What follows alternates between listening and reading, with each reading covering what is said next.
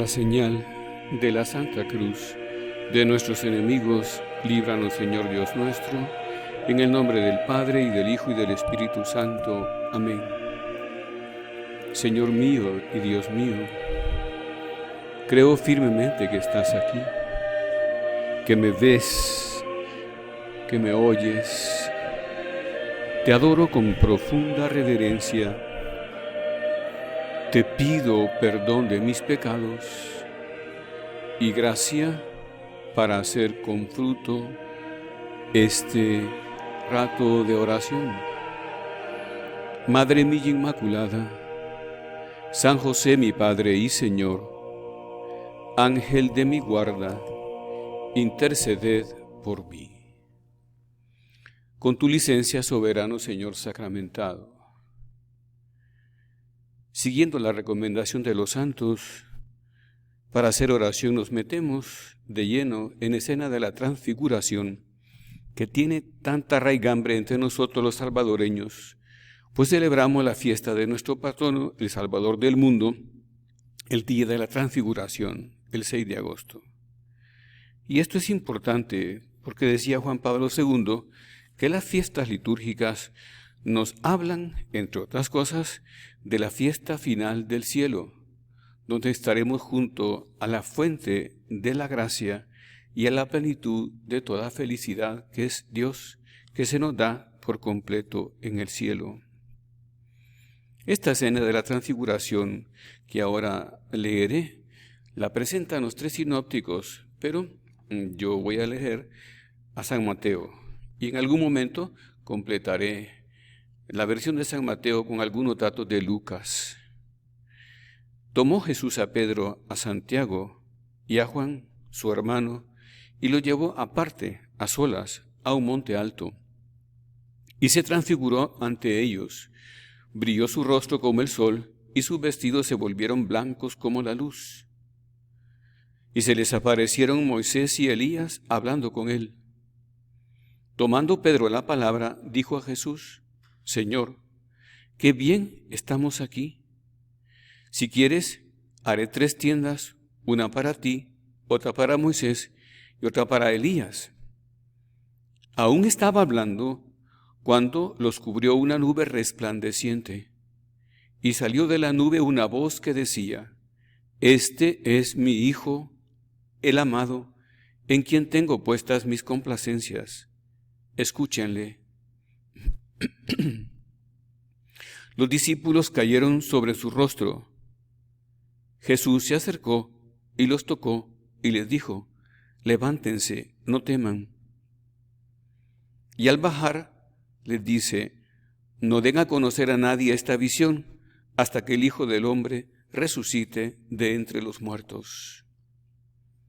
Entonces estamos delante de esta visión, de esta escena espléndida, que Benedicto XVI dice que es un ícono de contemplación, una cátedra de oración. Y esta escena podríamos dividirla en 3 etapas o en 3 partes, como se decía antiguamente. La primera parte es de recogimiento y preparación. La segunda parte es de pura oración. Y la tercera parte de entrega y misión, de entrega del Hijo y misión. Entonces pasemos, siguiendo pues el consejo de los santos para hacer oración, a la etapa de recogimiento y de preparación. En primer lugar, observamos a Cristo procurando el recogimiento de ese grupo de hombres. Los toma, es decir, los convoca, eligiéndolos de entre los demás. Luego serán reconocidos como las columnas de la iglesia. Los toma. Aparte, a solas, busca pues esa soledad donde puede darse la intimidad que se requiere para una comunicación profunda y muy personal. Es la soledad que buscan las personas que se quieren, que se comunican en intimidad, en, ya digo, soledad. Es el recogimiento lo que busca Jesús. ¿Y qué es el recogimiento? Pues habría muchas posibilidades de definirlo, pero el recogimiento es gobernar los sentidos y potencias, reuniéndolos y agrupándolos para que no se dispersen en intereses contrapuestos. O sea, que para recogernos luchamos por alcanzar esa dimensión profunda, íntima, recogida, cuyo centro de gravedad es Dios. Y sin embargo, hay que decir que el entendimiento depende de los sentidos, de la imaginación, de la memoria y de la voluntad, que padece también el influjo de los sentidos, de las pasiones. Y después del pecado original, al que sumamos nuestras faltas personales, esas fuerzas han quedado como desorientadas y buscando muchas veces fines contrapuestos, como ya decía. Desde entonces el alma tiende a derramarse por los sentidos y hemos de estar por eso vigilantes para tener todo nuestro ser a raya. Pero sigamos con la escena. Dice que va a solas, o sea, quiere el Señor el silencio, quiere el Señor, busca el Señor el recogimiento. De verdad, hay que decir que a solas Él se me da y a solas yo me le doy. Pero hagamos un repaso de nuestra oración. Yo me le doy o me le niego a solas. En mi rato de oración, me dejo tomar por Jesús y le sigo con esa disponibilidad que demuestran estos 3 discípulos. Acudo siempre cuando Él me llama. Tengo esa agilidad, esa práctica que demuestran estos 3. O me come la precipitación, o me come el desorden, o me comen las compensaciones sensibles, la pereza, la superficialidad o la falta de compromiso. El Salmo 123 nos hace ver cómo tendremos que estar nosotros respecto al Señor. Dice, como están atentos los ojos del siervo a las manos de su Señor, como están pendientes los ojos de la esclava a las manos de su señora, así se dirigen nuestros ojos al Señor, Dios nuestro. Nuestra mirada fija en Dios. En fin, se suma a este llamado de Jesús a Pedro, a Santiago y a Juan, y a esa soledad que busca el Señor, esa otra circunstancia. Suben a un monte alto. Y Benedicto XVI dice que todos los montes significativos de la Sagrada Escritura hacen ver o tienen que ver con el Calvario, que es el clímax de la salvación, donde se da el clímax de la salvación. Y entonces el monte aparece pues como el lugar de la máxima cercanía de Dios, como el lugar de la subida, no solo exterior, sino y sobre todo interior. El monte alto, el lugar de la liberación, de la agitación cotidiana y del barullo. Es el lugar que facilita el encuentro y el diálogo con Dios. Esto como que resume todo lo que venimos diciendo. Por eso don Álvaro del Portillo nos dice, diálogo con el Señor. En esto han de traducirse nuestros ratos de oración mental. Una conversación de enamorados en la que no puede haber lugar para la desgana o para las distracciones. Un coloquio que se aguarda con impaciencia al que se acude con hambres de conocer mejor a Jesús y de tratarle. ¿Ves? Es diálogo, encuentro de enamorados con la fuerza que se busca, que buscan el coloquio los enamorados, con el deseo de conocerle y de tratarle cada vez más a Jesús. Pero subir a un monte alto implica una cosa más. Subir a un monte alto supone esfuerzo, lucha, deportividad, como le gustaba decir a San José María. Es decir, comenzar y recomenzar. apuntar alto, siempre a más. Supone constancia y disciplina. Levantarse después de las caídas, porque en una subida alguna vez hemos de caer. Tener el corazón grande supone también esto, que está deseando alcanzar la cumbre, siempre la cima. Con este trasfondo de recogimiento. Lo contrario es lo que dice Camino.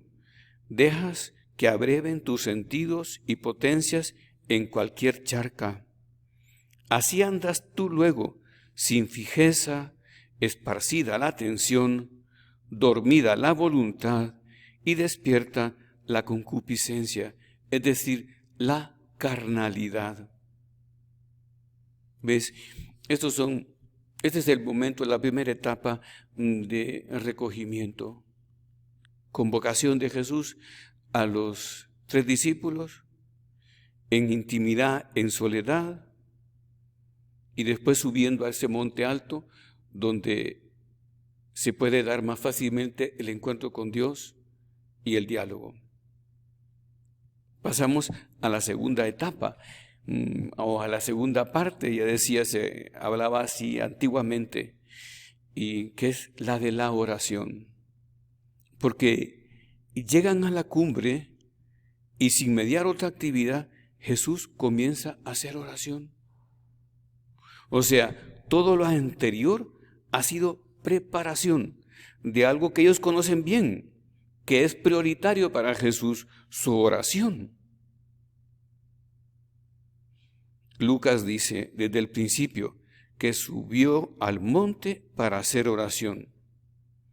Y los discípulos pueden ver lo que Benedicto XVI repite buscándolo, sacando de los santos padres, pueden ver la sagrada prisa de Jesús por llegar a la oración. O sea, para nosotros, dice Benedicto XVI, Dios es prioridad, debe ser prioridad, y ninguna otra cosa debe crear prisa en nuestra existencia, en nuestro ser, sino solo Dios. Qué fuerte este pensamiento de Benedicto XVI. La prisa solo es para Dios. Sigo leyendo a San Lucas. Llega y comienza a hacer oración Jesús, y mientras oraba, el aspecto de su rostro cambió, y sus vestidos brillaban de un blanco resplandeciente. A veces Benedicto XVI traduce por relampagueante, como haciendo un paralelismo con las manifestaciones de la gloria de Dios que tiene con algunos profetas y se recoge en el Antiguo Testamento. Los discípulos, los 3, pueden ver que en oración Jesús se diviniza. Parece que el cielo baja hasta él y que le rodea. En realidad, como decía, este es un icono de contemplación, una cátedra de oración. Es lo que pasa con nosotros en oración cuando la hacemos bien. El cielo baja hasta nosotros y nos rodea. Y nos divinizamos si se lo permitimos al Señor. En la vida del Maestro y aquí, en este momento de oración.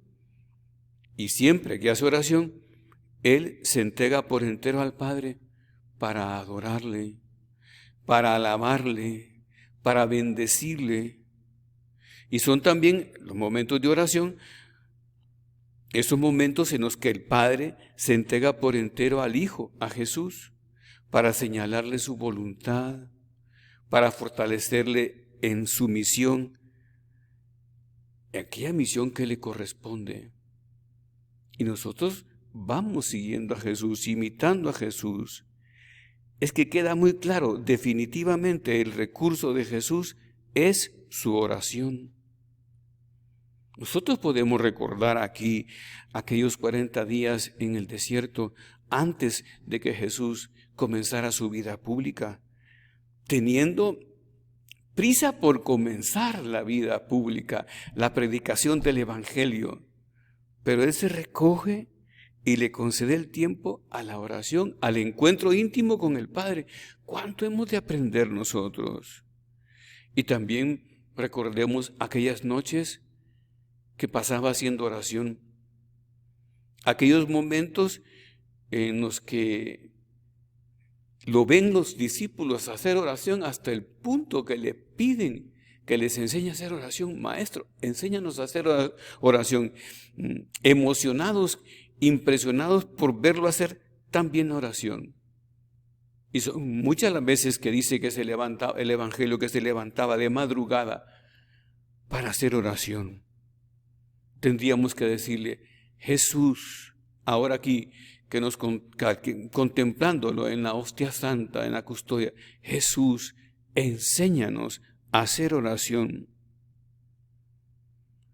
Vemos que Jesús hace vida aquello del Salmo 63. Oh Dios, tú eres mi Dios, desde que despunta el alba te deseo. Mi alma tiene sed de ti, y mi cuerpo desfallece como en tierra reseca y sin agua. ¿Ves? Jesús busca así la oración. Mi alma tiene sed de ti. Aprendamos. Don Álvaro del Portillo, hablando en una de sus cartas de oración, nos dice que en esos ratos de oración auténtica vamos a encontrar la fuerza para conducirnos con coherencia a lo largo de la jornada, dando el realce al compromiso de amor en lo grande y en lo pequeño. Pues de una oración hecha así, tejida así, con esfuerzo y sinceridad, esa oración se hará operativamente presente a la hora de la tentación y de la dificultad o de la duda. Porque la energía sobrenatural acumulada en los ratos de meditación vendrá enseguida a auxiliarnos, facilitando la contrición y la rectificación oportunas. Qué palabras tan sabias las de don Álvaro. ¿Ves? Es importante que nosotros procuremos revivir la escena de la transfiguración. Y todas estas consideraciones que yo voy haciendo, tú las lleves a tu corazón, pero metido junto a Jesús, o junto a Pedro, o junto a Santiago, o junto a Juan, en esa escena de la transfiguración. Entonces, pongámonos en las manos de Dios, como el buen barro en manos del alfarero. Y si hacemos bien la oración, el Señor hará cosas grandes en mí, conmigo y desde mí. San José María en Surco nos dice: la oración es la hora de las intimidades santas y de las resoluciones firmes. A mí me gusta este punto mucho. Es la hora de las intimidades santas y de las resoluciones firmes, de la oración bien hecha, bien hecha. Después de contemplar a Jesús en su oración transformante, damos un paso fundamental. Hablábamos que los discípulos, los tres, ven a Jesús transformarse, cambiar su rostro y sus vestidos. Pero entonces se da un paso más, que es el de que habla Pedro, habla el hombre. Jesús está ya acompañado por Elías y por Moisés, los varones más santos del Antiguo Testamento, según era la tradición, demostrando así que Jesús está en la gloria, está con ellos. Y entonces dice Mateo: tomando la palabra Pedro, dijo a Jesús: Señor, qué bueno es estar aquí. Si quieres, haré 3 tiendas, una para ti, otra para Moisés y otra para Elías. Y San Marcos añade: esto lo dijo Pedro estando fuera de sí. Pero reconozcamos que aún y su confusión y su temblor gozoso porque está ante la majestad y poderío divinos, consigue expresar Pedro su sentir, pues él desea ser estable y permanente, algo que de suyo es pasajero. Pretende alargar ese instante de oración, que es un instante de plenitud y de felicidad total. Y además está completamente olvidado de sí. Yo no cuento, parece decir Pedro, hagamos 3 tiendas, una para ti, otra para Moisés y otra para Elías. Él desea instalarse en ese momento de oración intensa, siendo de suyo un momento pasajero, dice el Papa Ratzinger. Entonces, aprendamos y pidamos al Señor, siguiendo el ejemplo de Pedro: Señor, enséñame a alargar mi oración, porque a veces me cuesta. Enséñame a instalarme en mi oración, a hacer mi oración, a estabilizar y a estabilizarme en mi oración, en mi plan de vida. Enséñame a permanecer en la oración. Tengo aquí un texto muy subido, como se dice tradicionalmente, de San José María, de unas palabras que pronuncia metido en esta escena, diríamos con Pedro o haciendo las veces de Pedro, un texto que está recogido en la escena de la transfiguración, en el misterio de la transfiguración del Santo Rosario, en los misterios luminosos. Y dice: Jesús, verte, hablarte, permanecer así contemplándote, abismado en la inmensidad de tu hermosura, y no cesar nunca, nunca en esa contemplación. Oh Cristo, ¿quién te viera para quedar herido de amor a ti? Pero metámonos en las palabras de San José María, querramos exprimirlas. Jesús, verte, hablarte, permanecer así contemplándote, abismado en la inmensidad de tu hermosura, y no cesar nunca, nunca en esa contemplación. Oh Cristo, ¿quién te viera para quedar herido de amor por ti? O sea, hemos de animarnos a meternos en la escena con esta fuerza de San José María para dejar de ser espectadores y pasar a ser actores. Es decir, no quedarnos a distancia, sino estar en ese mismo momento y en ese mismo lugar con Jesús, junto a Jesús. Qué importante es esta verdad. Pero llegamos a la tercera etapa de la escena de la transfiguración, de la perícopa de la transfiguración, que es la etapa de la entrega y la misión. La primera es contemplar a Jesús intentando el recogimiento de aquel grupo humano, llamándolos a solas y subiendo a un monte alto, el monte de la oración. La segunda etapa es que Jesús llega a la cumbre y comienza a hacer oración.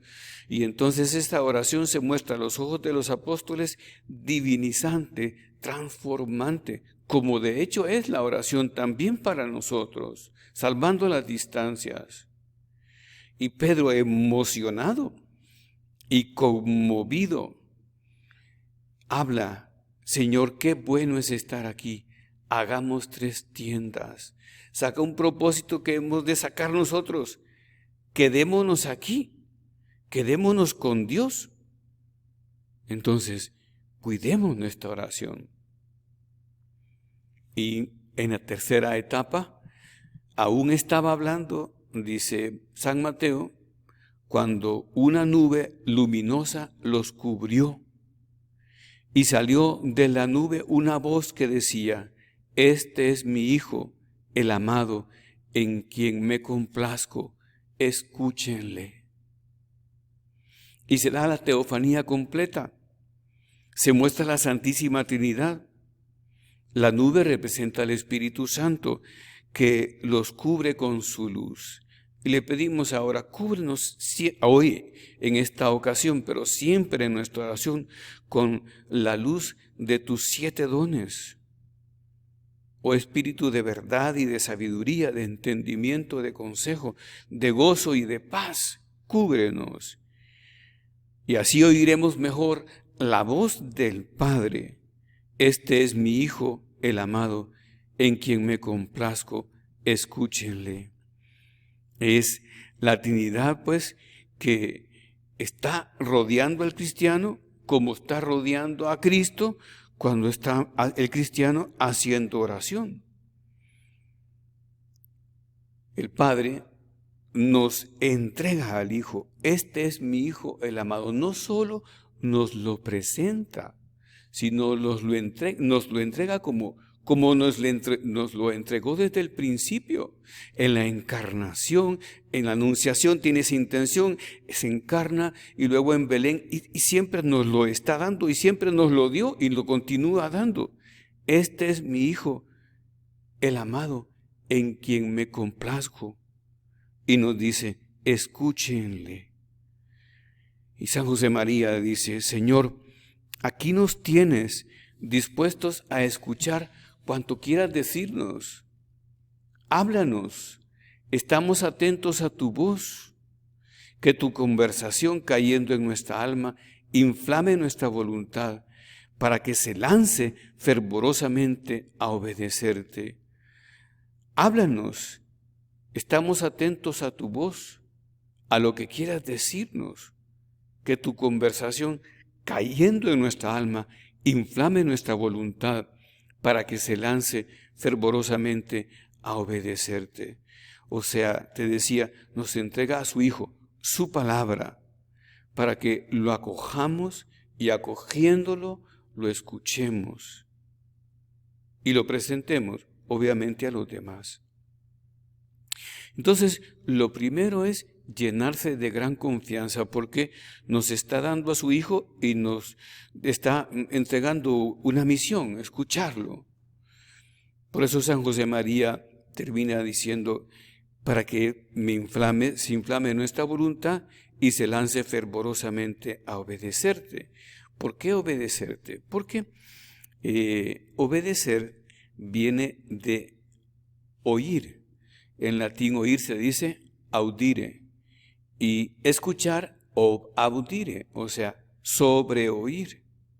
Y obedecer es obedire. Obedece el que escucha, el que oye bien. Y por eso obedece, porque ha oído bien y quiere llevar a la práctica lo que escuche. Esa es la misión que nos da. Nos entrega al Hijo, escúchenlo. Pero, claro, llenos de confianza, lo hacemos porque sabemos que cuando Dios da una misión, un encargo, da la gracia para cumplirlo. Una gracia que supera nuestra bajeza y nuestra pequeñez y todos nuestros errores posibles. Pero cabe la posibilidad de cerrarse. Yo recuerdo cuando estudiaba arquitectura, recibía una cátedra de arte y percepción visual y un día entró el profesor que no era creyente recitando desde el principio hasta el final el prólogo del Evangelio de San Juan. Pero de memoria completa, entró, recorrió todo el frente del aula, el pizarrón y iba diciendo el prólogo de San Juan, pausadamente y bien. Y terminó diciendo, esta es una de las páginas más bellas que se han escrito. Era muy culto, pero no creía. Es decir, no escuchaba. En el principio el verbo, la palabra, y el verbo era Dios. Y el verbo estaba en Dios. Y todas las cosas fueron hechas por Él. Él estaba la vida, en Él estaba la vida, y la vida era la luz de los hombres, y la luz brilló en las tinieblas, pero las tinieblas no la recibieron. Por él fue hecho el mundo, pero el mundo no le conoció. Vino a los suyos, pero los suyos no le recibieron. Cabe esta posibilidad, y para mí fue altamente aleccionador aquello, porque me impresionó cómo recitó de bien el prólogo de San Juan y no creía, no escuchaba. Decía don Álvaro: no se me oculta que muchas veces, incluso por largas temporadas, vivir bien la oración requerirá esfuerzo. Tal vez las ocupaciones familiares o profesionales nos absorban, o el cansancio de una jornada de trabajo venga a flote con especial intensidad, o la sensibilidad no responda. Humanamente hablando, quizá el alma y el cuerpo no se encuentren a gusto en esos momentos dedicados exclusivamente al trato con Dios. Y sin embargo, hijas e hijos míos, precisamente cuando las dificultades nos acosan, cuando nos parecen razonables las excusas para retrasar o poner menos esfuerzo, precisamente entonces asume especial intensidad la decisión de responder lealmente a nuestro compromiso de amor con el cuidado delicadísimo, lleno de esmero de los ratos de oración. Dependen tantas cosas de una meditación bien hecha, dependen tantas cosas de una meditación bien hecha. Entonces, volvamos, ¿verdad? Llenos de confianza, decíamos, recibimos al verbo, lo acogemos, lo queremos escuchar, hacemos propósitos, pero San Juan deja claro, el verbo no fue recibido por los suyos, por su pueblo, era la luz y las tinieblas le rechazaron. Entonces nosotros paremos nuestro mundo interior, ese mundo de egoísmos, aspiraciones y proyectos y recuerdos y disgustos y de contrariedades también. Soseguemos el espíritu, porque un río de aguas turbulentas no logra reflejar el cielo. Hace falta la serenidad del lago, dice Sara Fernández. Entonces, acogerlo, recibirlo, pero digámoslo también con reminiscencias de la Escritura, plantar en él nuestra morada. Como le dicen Andrés y Juan, ¿dónde moras? ¿Dónde vives, Señor? Y seguirlo para echar las raíces en él, como dice el Salmo primero. El justo, el discípulo, será como árbol plantado a la vera del arroyo, que da su fruto a su tiempo y cuyas hojas nunca se marchitan. Todo lo que emprende prospera. Árbol plantado a la vera del arroyo, que da fruto a su tiempo y cuyas hojas nunca se marchitan, porque está plantado ahí a la vera del arroyo, a la vera tuya, Señor, digámosle, que nos contemplas aquí en la hostia santa. Con razón dice el Salmo 84, Señor, más vale un día en tus atrios que 1000 fuera de él, que 1000 fuera de ellos. Entonces, confianza que nos da la palabra y nos da la gracia que el Señor nos entrega. Pero acabemos pues pidiéndole a María Santísima que nos ayude, ella que hizo bien la oración siempre y que estuvo traspasada por esa unción de recogimiento que pretende Jesús trabajosamente para aquellos 3 discípulos. Ella está siempre contemplando a Dios en ordinario, sin cosas especiales, al menos que hayan quedado reflejadas en el Evangelio. pero con una intimidad de contemplación y oración únicas. Madre Santa, enséñanos tú. En tus manos ponemos los propósitos de esta oración que intentamos sacar de la escena de la transfiguración para imitar a Cristo en su oración, en la contemplación, y acogiéndolo, porque el Padre nos lo entrega con el mayor deseo de escucharlo. Queremos, Señora, escucharlo. Enséñanos tú. Nos ponemos de rodillas para terminar nuestra oración. Te doy gracias, Dios mío, por los buenos propósitos, afectos e inspiraciones que me has comunicado para hacer con fruto este rato de oración.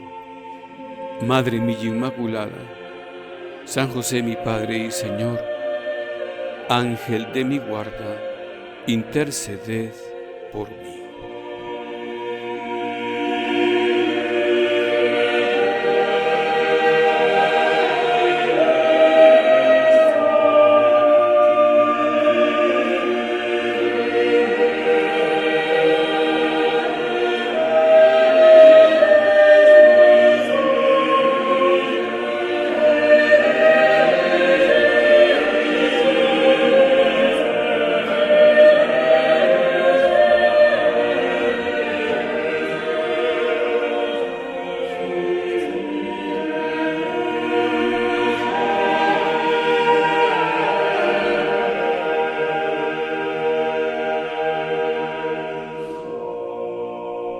Por la señal de la Santa Cruz de nuestros enemigos, líbranos, Señor Dios nuestro, en el nombre del Padre, y del Hijo, y del Espíritu Santo. Amén.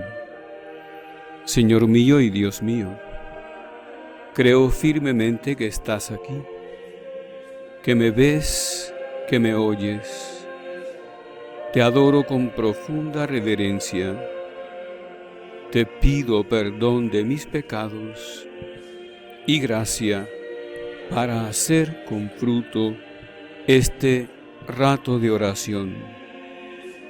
Madre mía Inmaculada, San José mi Padre y Señor, Ángel de mi guarda, interceded por mí. Vamos a comenzar este ratito de meditación en la presencia de Jesús sacramentado. Yo predico con su licencia, yendo a aquella parábola de Jesús que nos dice que el reino de los cielos es como un rey que celebró unas bodas de su hijo y envió a sus siervos a llamar a los invitados a las bodas, pero estos no quisieron acudir. Nuevamente envió a otros siervos, envió a otros siervos diciéndoles: decid a los invitados, mirad, tengo preparado ya el banquete. Se ha hecho la matanza de mis terneros y de mis reses cebadas. Todo está a punto. Vengan a las bodas. Pero ellos, sin hacer caso, se marcharon. Quien a su campo, quien a su negocio. Y los demás se echaron encima de los siervos, los maltrataron y los mataron.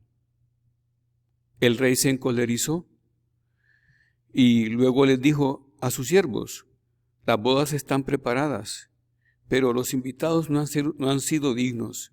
Así que marchen a los cruces de los caminos, llamen a las bodas a cuantos se encuentren. Y los siervos salieron a los caminos y reunieron a todos los que encontraron, malos y buenos, y se llenó el banquete de la casa del rey. Y entró el rey para ver a los comensales, y se fijó en un hombre que no tenía un traje de bodas, y le dijo: amigo, ¿cómo has entrado aquí sin llevar el traje de bodas? Pero él se calló. Entonces el rey dijo a los servidores: átenlo de pies y manos, y échenlo a las tinieblas exteriores. Afuera, allí habrá llanto y rechinar de dientes.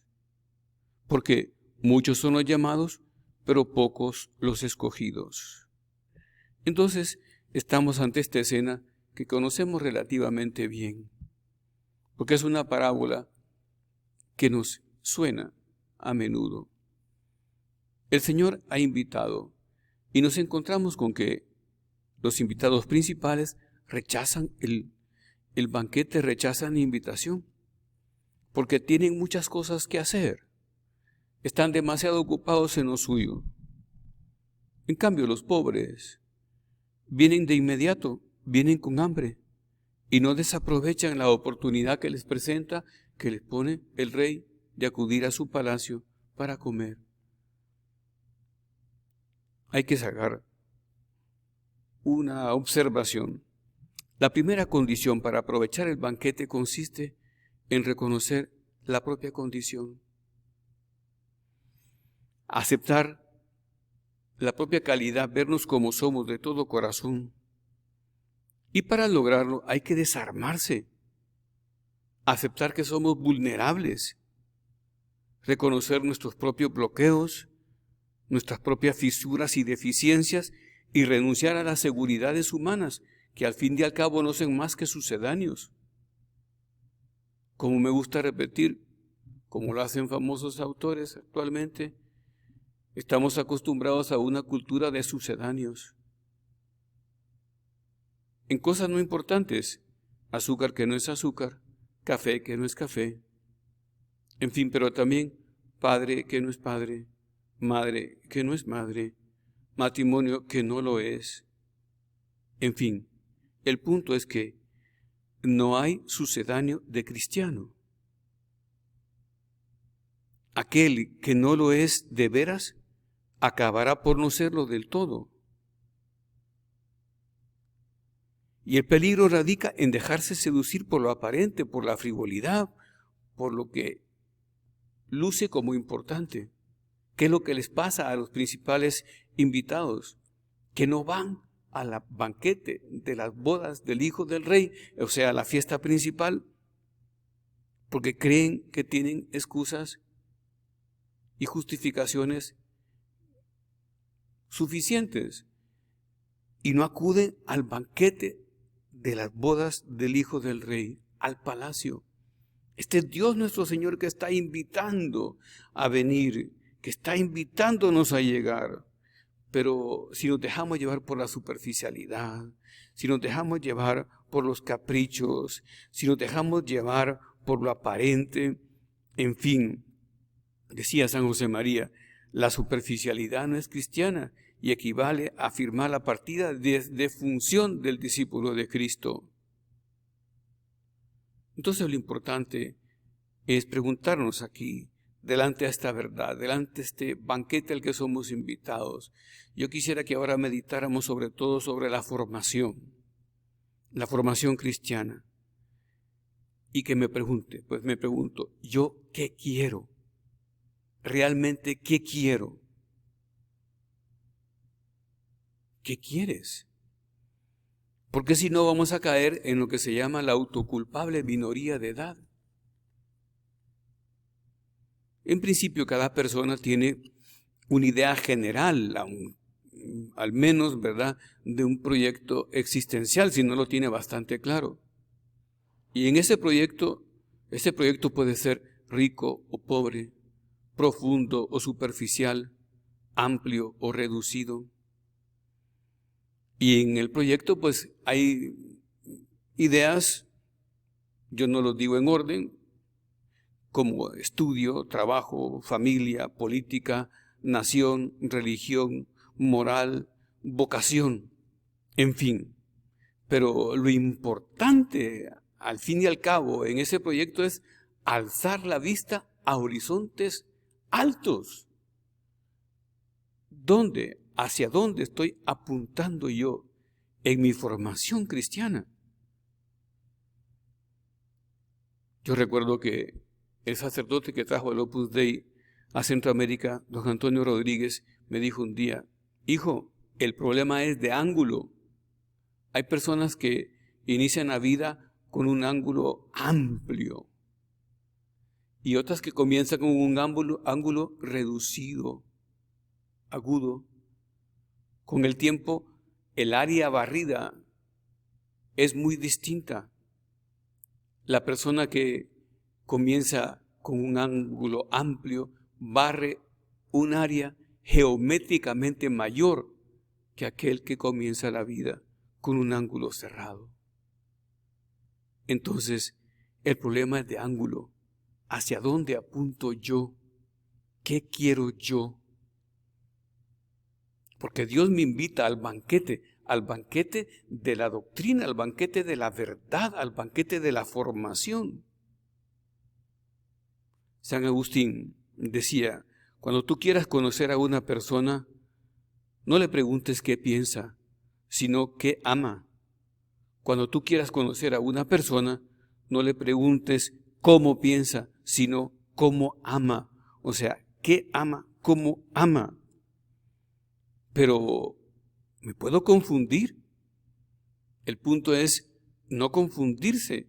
Me puedo distraer y la cultura actual provoca precisamente esa falta de compromiso con la verdad, ese relativismo, ese materialismo que se queda simplemente en lo inmediato o en el goce egoísta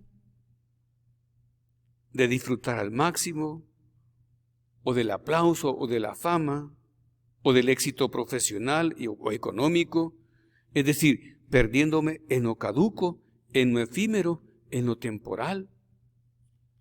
Como dice un libro sobre liderazgo del MIT, que está utilizado también en Harvard, dice, vivimos en un mundo actual volátil, incierto, complejo, ambiguo. Y en este mundo no hacen falta gestores, sino líderes que transformen. En el caso nuestro, pastores que transformen, que hagan sentido. Pero ¿hacia dónde apunto yo? Tú tienes que preguntarte aquí, haciendo nuestra oración junto a Jesús sacramentado, Señor, ¿y qué tipo de apóstol soy yo? Antes veíamos cómo siguen Pedro, Santiago y Juan a Jesús hacia un monte alto. ¿Hacia dónde te sigo yo, Jesús? Me has oído contar seguramente un cuento de un autor suramericano famoso. Es aquel que dice que un día un granjero subió a una cumbre de los Andes y encontró un huevo de águila, un nido de águilas, y tomó un huevo de ese nido y al bajar y llegar a su granja lo puso en una nidada que calentaba una gallina del gallinero. Al llegar el tiempo, los huevos de pollos comenzaron a reventar y con ellos también reventó el huevo de águila, un aguilucho. Y este cuento tiene dos finales, resumiéndolo. Dice que un día el aguilucho estaba en el gallinero y vio una silueta, una sombra en el suelo. Y entonces preguntó a una gallina que tenía al lado, ¿y eso qué es? Y la gallina le dijo, cuidado, no lo veas, porque esa es la sombra de un águila. Pero esa águila es un pájaro que está hecho para las alturas y nosotros estamos hechos para el gallinero. Y el aguilucho continuó haciendo lo que hacían sus compañeros los pollos: comer piedrecitas y gusanitos y lanzarse cacareando desde ese palo que suelen poner en el campo, en los gallineros, desde el que se lanzan las gallinas. Ese es el primer final. Es un cuento moderno, es interactivo. Pero el segundo final dice que el aguilucho, al ver al águila volar alto, después de mucho esfuerzo lanzándose de ese palo del gallinero, logró remontar vuelo y logró contemplar bajo sus alas un nuevo universo y se dio cuenta de sus posibilidades, de su identidad. Entendió que volar alto le era algo propio, connatural. Y nunca tuvo nostalgia del corral, de ese pequeño recinto donde permanecían sus compañeros, los pollos. Entonces el punto es darse cuenta de la propia identidad, acudir al banquete de la verdad, a la casa del rey, al palacio del rey, y alimentarme de la verdad. Si Cristo nuestro Señor lo dice claramente, veritas liberavit vos, la verdad os hará libres. Un día le preguntaron a Juan Pablo II, y si usted, Santo Padre, tuviera que dejar una frase para la posteridad, ¿qué frase dejara? Y dijo, veritas liberavit vos, la verdad os hará libres, la verdad os concederá la libertad. Bien, pues, la formación de esta verdad es parte fundamental del banquete que Cristo trae al mundo. Antes hablábamos de que el Señor, el Padre, nos entrega al Hijo. Este es mi Hijo muy amado, en quien tengo puestas mis complacencias. Escúchenlo. Bueno, pues escuchémoslo y formémonos también, porque somos invitados a comer a ese banquete. Pero me tengo que plantear, yo necesito asistir al banquete de la verdad, porque es fácil justificar la propia mentira. Cuesta sacar de la vida la mentira. Cueste lo que cueste, tengo que llegar al banquete de la verdad para que mis decisiones sean auténticas y libres. Porque hay vidas decididas por otros. Estamos acostumbrados en esta cultura nuestra a pensar lo que todos piensan, a sentir lo que todos sienten, a hacer lo que todos hacen. Hay como una voz anónima, una autoridad anónima, digo ya, que está continuamente hablándonos como un enemigo invisible. A mí me gusta contar que después de la caída de las Torres Gemelas, el presidente Bush dio un discurso y dijo en medio de ese discurso, no sabemos quién ha hecho esto, tenemos un enemigo invisible, puede estar en cualquier parte, puede ser cualquier persona.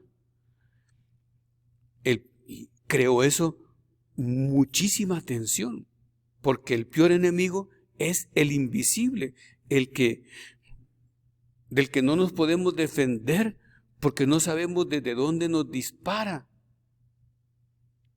Por eso mismo, démosle muerte a ese enemigo invisible que nos resta, que nos quita identidad y que nos impide ser verdaderamente discípulos de Cristo. Acudamos al banquete. En el banquete tengo la oportunidad de llegar a ser yo mismo. Y si no asisto al banquete, voy a perder esa oportunidad única. Tengo que dejar hacer a Dios en mí. Tengo que ganar ese conocimiento doctrinal, teológico, filosófico, de vida y entusiasmarme para ser cristiano de veras. Los griegos decían que la palabra entusiasmo para ellos significaba dejar entrar a un Dios. Decía que los héroes mitológicos quedaban transformados cuando un Dios se les metía dentro. Y ese entusiasmo es que los tomaba un Dios y los hacía actuar de manera superior. Cuando hay formación cristiana asimilada, proporcionada, no nos quedamos en sentimentalismos que se lleva cualquier tormenta, cualquier vendaval de la vida, cualquier dificultad. La piedad, cuando hay formación, tiene sentimientos y la fe tiene estructura y se fortalece. Un día le preguntaron al cardenal Rey qué pensaba del Papa Juan Pablo II. Este cardenal Rey estuvo aquí en El Salvador cuando una de las visitas de Juan Pablo II. Una persona muy lista y capaz. Y dijo que es un hombre sumamente peligroso. Y el periodista que le había hecho la pregunta se quedó muy admirado porque dijo, ¿cómo peligroso? Y dijo el cardenal Rey, sí, peligroso. ¿Pero por qué? Porque se fía plenamente de Dios. Es decir, sus metas son las de Dios. No tendrá límites. Y así fue. Entonces, Volviendo pues a la formación doctrinal, no nos pongamos excusas, no digamos que somos una gota que se pierde en un océano infinito, porque no es verdad. De todas maneras, la Madre Teresa tenía aquel pensamiento, que decía, pero si esa gota no se pone en el mar, eternamente se echará en falta. Qué bonito. Tu formación, si no la pones, si no la tienes, tu trabajo de apóstol, dirás que es pequeño, sí, pero eternamente se echará en falta. Jesús sale al paso de estas excusas nuestras cuando pone aquel ejemplo, aquella parábola del grano de mostaza, el más pequeño de todas las simientes, pero tomado por el labrador divino, puesta en sus manos y luego en su huerto, llega a ser la más grande de las hortalizas. Y las aves pueden anidar en sus ramas, es decir, echa raíces profundas. Desarrolla un alto tronco, ramas grandes. Cualquiera puede apoyarse en él. Cualquiera puede venir a buscar alivio en su sombra. No es fácil de derribar. Habla y actúa desde la seguridad de ser fiel a Dios y fiel a sí mismo.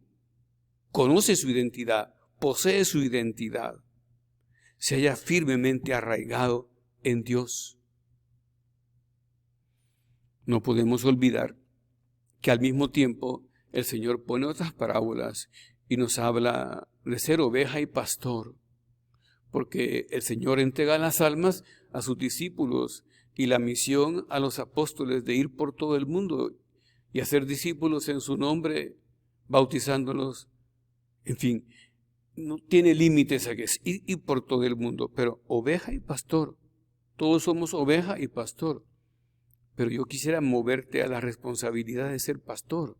Estamos en esta época terminando, dijéramos, no sabemos exactamente cuándo, esta época de pandemia, pero veámoslo así, necesitamos llegar a muchas personas. Este distanciamiento puede haber enfriado a los cristianos, puede haber enfriado a tus amigos, a tus próximos, a tu familia. Entonces debes de estar vigilante, atento, dispuesto, servicial para conducirlos como el buen pastor conduce a las ovejas hasta el redil. A nosotros nos toca, salvando a la distancia, ser Cristo. Y el buen pastor se echa a las espaldas a la oveja que está perdida y la conduce al redil. Feliz. Y explica al Señor, hay más alegría por un pecador que se convierte que por 100 justos que se salvan. Es una manera de hablar antigua que ponían esos contrastes para que fuera fácil la intelección. Bueno, pero ahí estamos nosotros. Hemos de echarnos a la espalda a tantas personas para traerlas al redil, a la casa del Rey, al banquete, a la salvación. Necesitamos firmeza para cambiar al mundo, esa firmeza de la que nos dan tan buen ejemplo los apóstoles. Y decía Juan Pablo II una frase que es paradójica, pero es preciosa, dice, y esto depende de cuánta gente sea lo bastante madura para ser inconformista. O sea, si somos maduros y vemos la realidad, seremos inconformistas. Y entonces nos vamos a mover a dar más, a ampliar nuestro ángulo, a mejorar nuestro proyecto de vida, a alzar la vista a horizontes más altos, porque nos vamos volviendo en la verdad que nos hace libres, suficientemente maduros para ser inconformistas. Señor, yo quiero ser inconformista, digámoslo así con toda sinceridad, con mi amor a ti. Porque decíamos que San Agustín preguntaba, ¿qué amas y cómo amas? Quiero ser inconformista con mi amor a ti para ir por todo el mundo y sacudir las conciencias adormecidas y atraerlas a tu palacio, a la casa del rey.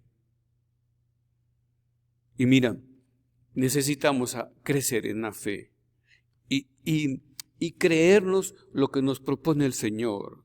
Dice la carta a los Hebreos, por la fe ejercieron la justicia, alcanzaron las promesas, cerraron la boca a los leones, apagaron la violencia del fuego, escaparon del filo de la espada, convalecieron de sus enfermedades, fueron valientes a la hora de la guerra.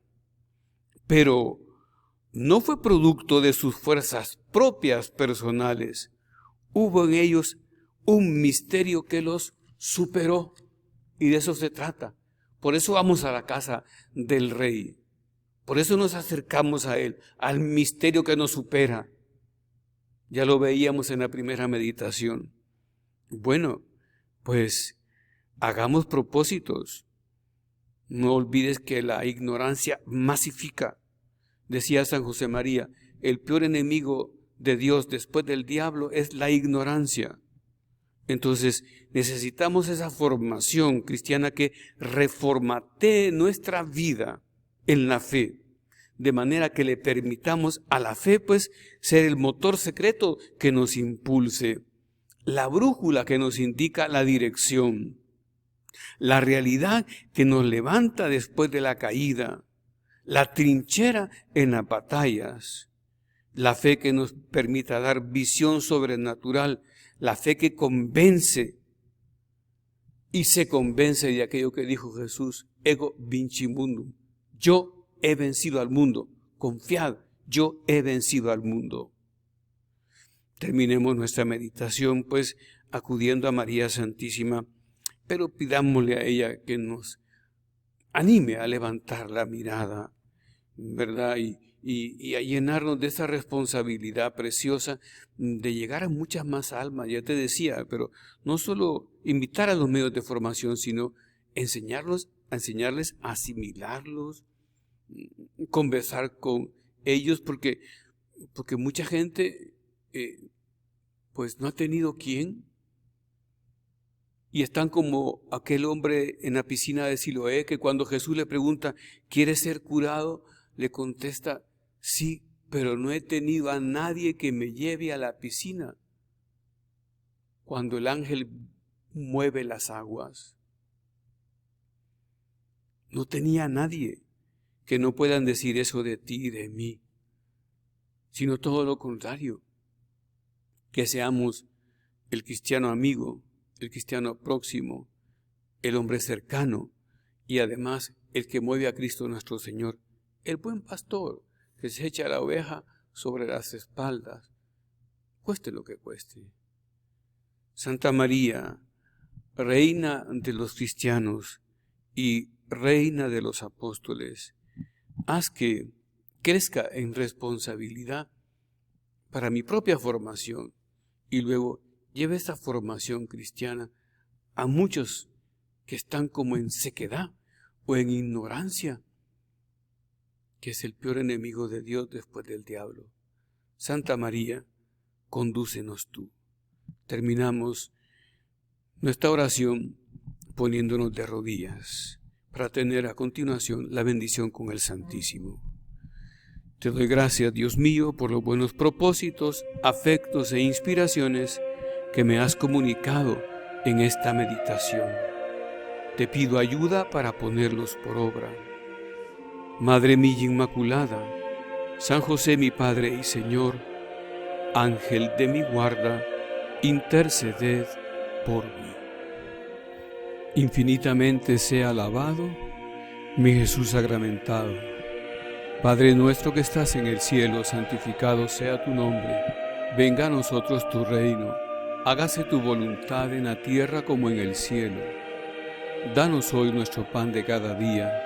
Perdona nuestras ofensas, como también nosotros perdonamos a los que nos ofenden, y no nos dejes caer en la tentación, y líbranos del mal. Amén.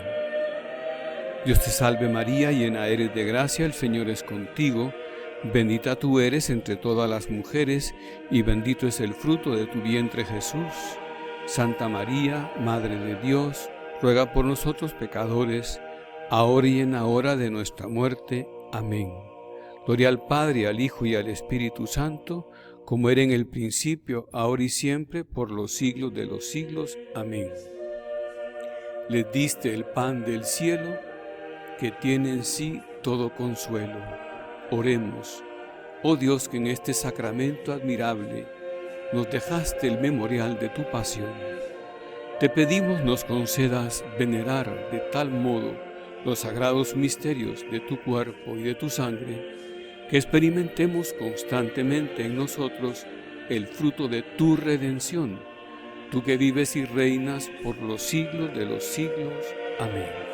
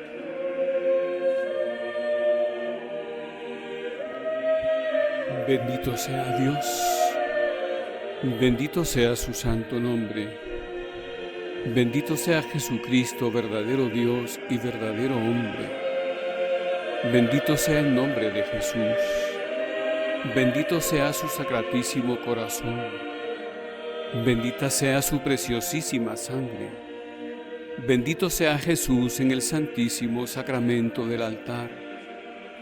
Bendito sea el Espíritu Santo Paráclito. Bendita sea la excelsa Madre de Dios, María Santísima. Bendita sea su Santa e Inmaculada Concepción. Bendita sea su gloriosa Asunción. Bendito sea el nombre de María, Virgen y Madre. Bendito sea San José, su castísimo esposo. Bendito sea Dios en sus ángeles y en sus santos. Amén.